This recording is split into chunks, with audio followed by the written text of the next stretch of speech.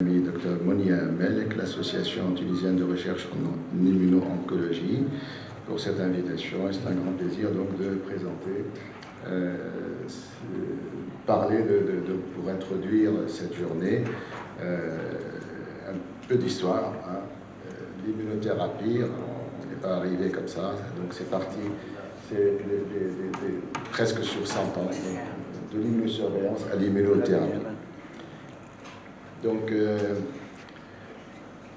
l'histoire entre cancer et immunologie, système immunitaire et immunologie, c'est une très longue histoire. Depuis la fin du 19e siècle, comme on va le voir, et c'est une longue histoire qui a vu son apogée avec le prix Nobel de médecine, bien sûr, 2018, justement pour des recherches en immunothérapie anti-cancer. Alors, il faut bien voir que lorsque Allison et Anjou ont présenté les résultats de leurs travaux d'immunothérapie anti-cancer utilisant des anticorps monoclonaux, il y avait certes quelques travaux, quelques résultats, quelques recherches en cours de développement ou déjà appliquées, utilisant des anticorps monoclonaux ou bien le transfert des lymphocytes infiltrant la tumeur qu'on fait traiter in vitro pour le revigorer un petit peu, transfert de lymphocytes transgéniques, etc., ou TCR chimériques. Mais il faut bien reconnaître qu'à l'époque, la plupart des thérapies anti-cancer étaient basées sur des méthodes ciblant les cellules tumorales elles-mêmes, donc par la radiothérapie, la chimiothérapie, la chirurgie, etc. Et donc, Allison et Anjou sont venus, ont eu l'idée d'aller cibler non pas les cellules tumorales, mais les cellules du système immunitaire, en essayant de réactiver ces cellules en débloquant les freins qui pèsent sur eux. Alors, Allison a utilisé, comme vous le savez, l'anticorps anti-CTLA4 et Anjou un anticorps anti-PD1 et anti-PDL1. Alors, cette découverte, comme je viens de le dire tout à l'heure, comme souvent en science, en biologie notamment, les grandes découvertes ne viennent pas du hasard, c'est le résultat, c'est le fruit de plusieurs années, plusieurs décennies d'expériences, de travaux de recherche, de discussions, d'échanges d'idées, etc.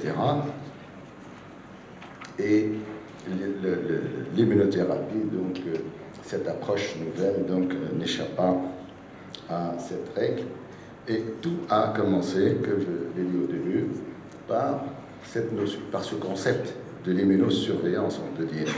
Alors, l'immunosurveillance, ça veut dire que le système immunitaire, avec les cellules du système immunitaire, elles sont là pour aller regarder s'il y a des cellules cancéreuses et pour les tuer. Donc, la notion que le système immunitaire, parmi les fonctions du système immunitaire, c'est pas seulement de lutter contre les bactéries, les virus, etc., mais c'est aussi de lutter contre les cellules tumorales. Et ça, on avait déjà depuis le 19e siècle l'observation de Collet, il avait remarqué que les infections bactériennes graves, occasionnelles chez des patients cancéreux, s'accompagnaient souvent de régression des tumeurs. Il faisait même, il provoquait des infections chez ces malades, et pour lui, ces infections peuvent aller booster le système immunitaire et renforcer la réponse immunitaire anti-cancer. Alors, et puis, au début du XXe siècle, en 1909, Paul Ehrlich avait déjà postulé que le cancer apparaît spontanément in vivo et que le système immunitaire est capable de reconnaître et protéger contre lui. Mais le concept de l'immunosurveillance est né à partir du milieu du XXe siècle, en 1957. C'est Louis Thomas qui a introduit le concept de l'immunosurveillance, qui a été par la suite rapidement repris et développé par Sir Macfarlane Burnet.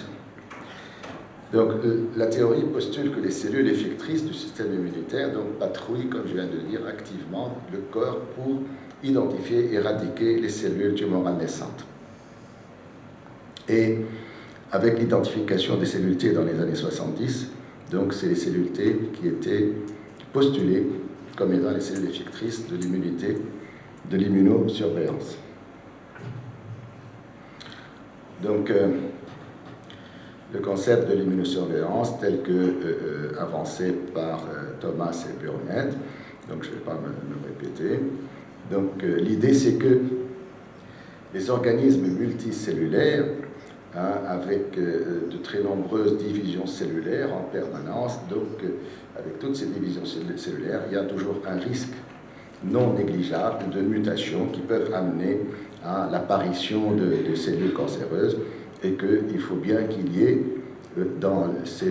au sein de ces organismes multicellulaires, donc les mammifères par exemple, donc il y ait un système qui permette de protéger de reconnaître ces mutations, ces cellules tumorales nouvellement nées, et de pouvoir s'en débarrasser.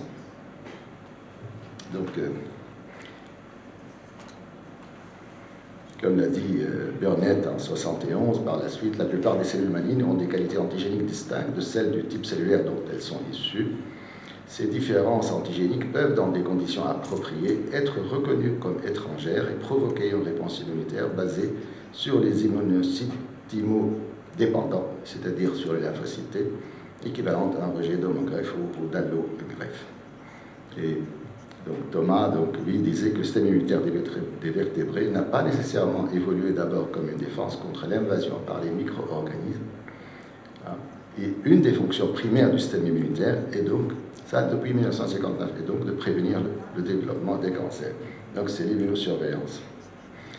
Alors la démonstration expérimentale à ce concept de l'immunosurveillance est venue très tôt, en 1957, par les expériences de Prehn et Main, du développement d'une réponse immunitaire antitumorale spécifique chez la souris, les souris chez lesquelles ils ont provoqué des tumeurs autochtones induites par des carcinogènes chimiques. Et les travaux de greffe de tumeurs dans des modèles expérimentaux, les observations rares mais remarquables de régression spontanée de tumeurs chez l'homme, donc, n'ont fait que conforter cette idée de ce concept de l'immunosurveillance. Mais depuis, et pendant pratiquement une trentaine d'années, eh bien, c'est plutôt le scepticisme qui a prévalu contre ces observations et contre l'hypothèse de l'immunosurveillance elle-même. Alors,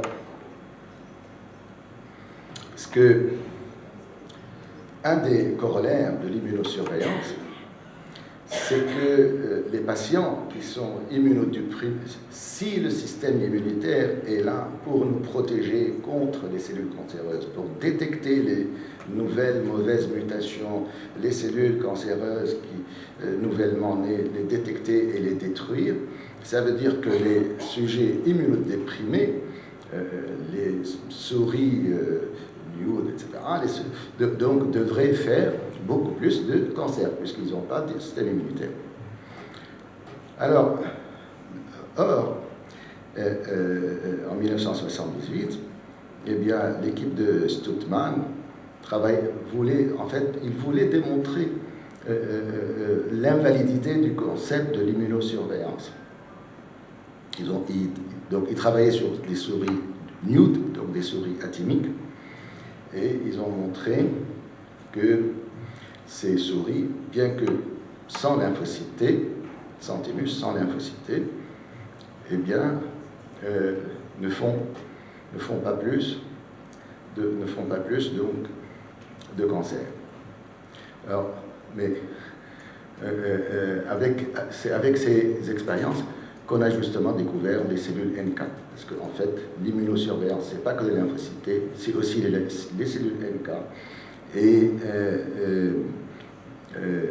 donc, ces souris qui sont des souris nude atymiques n'ont pas de lymphocytes T, mais ont des cellules NK, et ça leur permet de ne pas faire donc, plus de tumeurs. D'autres observations, on va pas dire. Donc, il y avait toujours des hypothèses alternatives pour expliquer la fréquence plus élevée de tumeurs dans les modèles expérimentaux de souris immunodéficientes ou chez les malades immunodéprimés. Donc à l'époque, pendant pratiquement 30 ans, c'est les tenants, les anti-concepts de l'hypothèse de l'immunosurveillance qui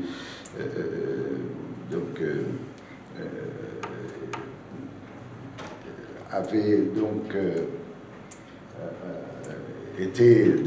avaient des positions appuyées par des résultats de la recherche, etc. Et il faisait prévaloir que les cellules cancéreuses, comme c'est des cellules du soin, même si des cellules du soin modifiées, c'est des cellules du soin, donc elles devraient être invisibles pour le système immunitaire. Et là, donc, ça part un petit peu dans le cadre de la théorie de la sélection clonale de Burnett, hein, de l'hypothèse du self-non-self discrimination, de l'hypothèse de la discrimination entre le soi et le non-soi. On sait très bien, dans le cadre de la théorie de la sélection clonale, donc la réponse donc, se fait. C'est l'antigène étranger. Toujours, c'est l'antigène étranger. Hein? Donc, l'agresseur, l'antigène étranger, etc. Et donc,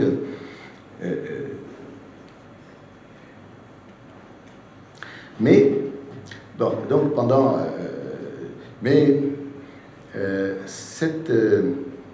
ce concept, cette hypothèse de la discrimination entre le soi et le non-soi, au cours du temps, est devenu incompatible avec des nouvelles connaissances sur les différentes étapes de la réponse immunitaire. Notamment lorsqu'on a découvert qu'il fallait 2 signaux pour activer les lymphocytes T, avec la découverte des récepteurs de l'immunité innée, notamment les TLR, avec la découverte de l'importance des cellules dendritiques par l'immunité innée. Et donc, progressivement est née l'hypothèse alternative de l'antigène étranger pour activer le système immunitaire. Ce n'est plus l'étranger, mais c'est la notion de danger, l'agression. Donc ça, c'est Paula Matzinger, donc, notamment en 2001, qui écrit « Un système immunitaire utile pour l'évolution devrait se concentrer sur les choses qui sont dangereuses plutôt que sur celles qui sont étrangères. Il n'est pas nécessaire de répondre à tout ce qui est étranger. Il y a beaucoup plus de matière étrangère dans l'air que nous respirons, dans les aliments que nous mangeons, hein, la nourriture que nous mangeons. Et en plus, le soi n'est pas le même depuis la naissance jusqu'à l'âge adulte, un âge avancé, en passant par la gestation pour la femme, etc. Donc, comment est-ce que le système immunitaire peut continuer à reconnaître le soi et le préserver? Donc, est née maintenant cette notion avec la notion de l'antigène, donc de réponse contre un danger. Là, le concept de l'immunosurveillance est à nouveau revenu au premier plan, puisque les cellules tumorales représentent forcément un danger pour l'organisme. Et donc le système immunitaire doit bien répondre contre ce danger. Alors, avec l'hypothèse du danger de Paula Matzinger, donc pour les tenants de la théorie de l'immunosurveillance, la question maintenant est devenue de savoir... Merci. Et de savoir pourquoi est-ce que la réponse immunitaire antitumorale n'est pas suffisamment forte et puissante pour éliminer les tumeurs. Alors, on sait que les tumeurs utilisent, là, entre le système immunitaire et le monde microbien, le système immunitaire et les cellules cancéreuses, ça a toujours été donc sur l'évolution des agents microbiens, les cellules tumorales, donc s'ingénuent d'astuces, etc., pour échapper aux réponses immunitaires, au système immunitaire. Mais il y a par plusieurs moyens, donc on sait déjà que les cellules cancéreuses baissent leur expression de molécules HLA classe 1 pour échapper à la reconnaissance par les lymphocytes T. Il y a les mutations ponctuelles, l'instabilité génétique, certaines parfois produisent même des cytokines immunosuppressives, etc. Mais c'est bien évidemment surtout la découverte des molécules de co-inhibition, qu'on appelle maintenant les molécules les immune checkpoints, qui a éclairé d'un jour nouveau la compréhension des mécanismes expliquant l'état de léthargie du système immunitaire chez les malades cancéreux et qui a permis d'ouvrir une nouvelle voie dans le traitement du cancer, donc la voie de l'immunothérapie. Alors, ça a commencé par les travaux d'une équipe française, c'est pas Burnett, c'est Brunet, l'équipe de Brunet, en 1986-87. Il faisait des expériences de clonage de lymphocytes T pour essayer d'identifier les marqueurs de lymphocytes T, etc. Et là, ils ont décrit un marqueur membranaire des lymphocytes T cytotoxique qu'ils ont appelé CTLA4 pour Cytotoxic T Lymphocyte Associated Protein 4. Mais la fonction inhibitrice de CTLA4, elle n'a été découverte mise en évidence que quelques années après, dans les années 90, par une autre équipe. Alors, on savait déjà que le lymphocyte T, pour être activé, donc il a besoin comme je l'ai dit tout à l'heure, il a besoin, comme vous le savez, il a besoin de 2 signaux d'activation. Pour le lymphocyte T, c'est la reconnaissance spécifique de l'antigène par le TCR, présenté par la molécule HLA. Mais le lymphocyte T, pour être activé, il a besoin d'un deuxième signal, qui va provenir de l'interaction du CD28 à la surface du lymphocyte T avec une molécule de la famille B7, soit B7-1, soit B7-2, CD80 ou CD86. Et cette interaction,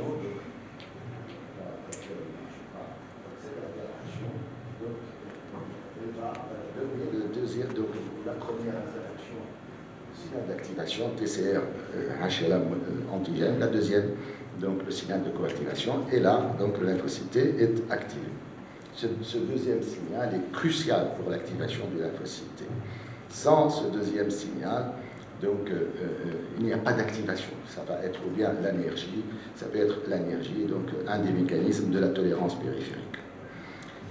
Mais lorsque, en fait, le système immunitaire, c'est un système qui est finement régulier, et la réponse immunitaire spécifique, c'est une réponse qui met en jeu donc, beaucoup de consommation d'énergie, cette prolifération, clonage, différenciation, etc., expression de récepteurs, sécrétion de cytokines, etc. Donc, lorsque la réponse immunitaire contre l'antigène, la réponse immunitaire spécifique contre l'antigène X ou Y, au bout d'un certain temps, donc,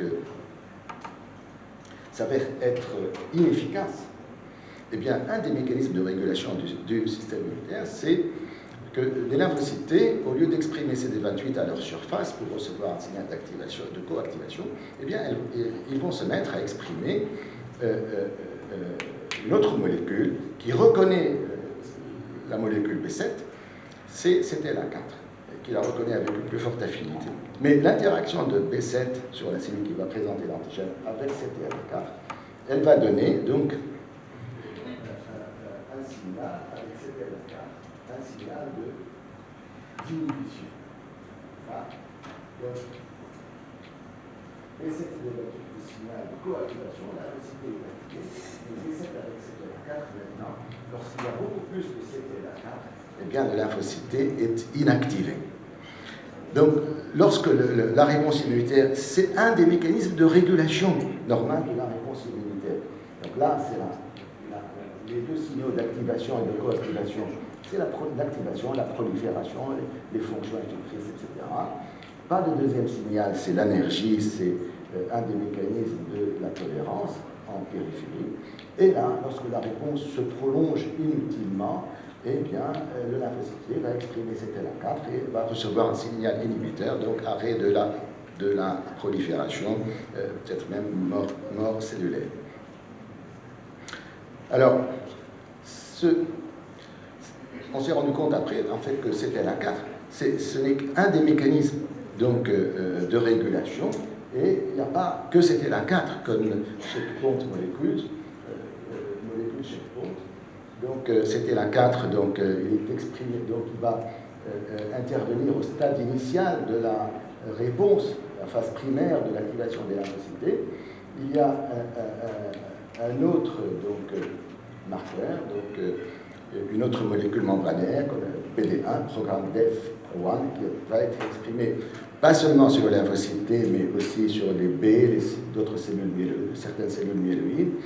Et ce PD1, comme son nom le dit, programme DEF, donc lorsqu'il interagit avec son ligand, le PDL1 ou le PDL2, eh bien c'est un signal de mort, c'est l'activation de la séquence D caspase et c'est l'apoptose. Hein. Et là, donc, il est exprimé dans la phase effectrice de la réponse, ce qu'on appelle les exhausted T-cells, des lymphocytes T fatigués par la réponse qui se prolonge. À la fin, les lymphocytes ils sont fatigués, exhausted. Hein, et là, ils expriment PD1 avec PDL1 exprimé en face. Donc, c'est la mort cellulaire. C'était la 4 et PD1 avec en face B7 et PDL1. Donc, comme c'était la 4 et PD1 vont délivrer un signal inhibiteur, c'est un mécanisme physiologique pour le bon fonctionnement du système immunitaire. Et la régulation, un des mécanismes de régulation de la réponse immunitaire, et ça permet de prévenir des maladies auto-immunes, les excès de lésions tissulaires, etc., de dommages tissulaires et tout. Mais pour la réponse immunitaire anti-cancer, eh bien, ce genre de molécules, c'était la 4-PD1, eh bien, vont inhiber la réponse antitumorale et maintenir les lymphocytes T hypercytotoxiques infiltrant dans la tumeur dans un état de léthargie. Et comme vous le voyez, les cellules tumorales, comme les cellules présentes les antigènes tumoraux au sein de l'environnement, vont exprimer donc PDL1 et donc les lymphocytes T qui expriment PD1 donc en interagissant avec PDL1, donc ça donne un signal donc de mort cellulaire, donc l'apoptose. Alors donc ces molécules, c'était la 4 et PD1 exprimées par les lymphocytes T, donc activés. Donc c'est des points de contrôle importants de l'activation des lymphocytes T, c'est des mécanismes de la tolérance périphérique. Et les cellules cancéreuses, eh bien, on peut dire qu'elles ont tiré profit de ces mécanismes hein, pour pouvoir échapper à la réponse immunitaire. Alors, et donc, c'est ainsi que Allison donc, a commencé, le premier, donc il avait utilisé, comme vous le savez, un anticorps anti-CTLA4 pour aller bloquer la molécule CTLA4, avec l'espoir qu'en bloquant CTLA4, eh bien, il va rester CD28 et en face, c'est toujours la même molécule B7, et donc, comme ça, donc, dans l'espoir que ça doit permettre de redonner un signal d'activation, donc lever l'inhibition, lever le frein et remettre en marche le système immunitaire. Et le pari de Allison, bien sûr, comme vous le savez tous, a été gagné, et Anjou, en parallèle, il avait utilisé donc la voie PD1 et PDL1 avec des anticorps monoclonaux, anti-PD1, anti-PDL1. Hein, donc, comme vous le voyez ici, c'était la 4. C'était la 4 B7, PD1, PDL1, PDL2, eh bien ça donne un signal d'inhibition. Et lorsqu'on vient avec des anticorps monoclonaux comme traitement pour bloquer soit CTLA4, soit PD1, soit PDL1, eh bien on va bloquer ces signaux inhibiteurs et on va lever les freins qui pèsent sur les cellules immunitaires, sur des lymphocytes T spécifiques, antitumoraux, T cytotoxiques, TLV aussi, et donc remettre en place, revigorer la réponse immunitaire antitumorale. C'est le principe, bien sûr, de l'immunothérapie. Ce que j'avais dit à M. le ministre tout à l'heure, c'est que si on veut avoir, pour l'immunothérapie en Tunisie, eh bien, ce qu'il faut, ce qu'on a discuté avec Ahmed, ce qu'il faut maintenant, c'est aller de l'avant vers la construction d'un centre de recherche et de production de ces anticorps monoclonaux, de ces anticorps recombinants. On a toutes les compétences, tous les docteurs en sciences, tous les chercheurs, donc les centaines et milliers, peut-être maintenant, les chiffres. Et donc, ça ce serait... ça permettrait donc de pouvoir donner du travail intéressant à tous ces chercheurs, et ça permettrait d'avoir, c'est ce moyen d'avoir ces traitements à des prix abordables, parce que sinon, c'est lorsqu'on parle d'immunothérapie, hein, les carcinologues, nos collègues carcinologues le savent mieux que moi, on parle en milliards, en centaines de millions. Donc les résultats, donc pour finir, les résultats concluant des expériences de Alison Anjou et leur groupe sur la souris et le succès des essais cliniques chez l'homme dans le traitement du mélanome métastatique, de certains cancers du rein et du poumon, des anticorps monoclonaux, eh bien, anti-CTLA4, PD1, PD-L1 ont ainsi ouvert une nouvelle et prometteuse, voire certainement inauguré une nouvelle ère dans le traitement du cancer. Et bien sûr, maintenant, c'est admis définitivement, l'immunosurveillance est bien là, le système immunitaire est bien là. S'il n'y avait pas l'immunosurveillance, on aurait tous fait des cancers de... Ah, je ne sais pas. Donc, voilà, donc de l'immunosurveillance, on est passé à l'immunothérapie, et c'est le sujet de notre journée aujourd'hui. Merci.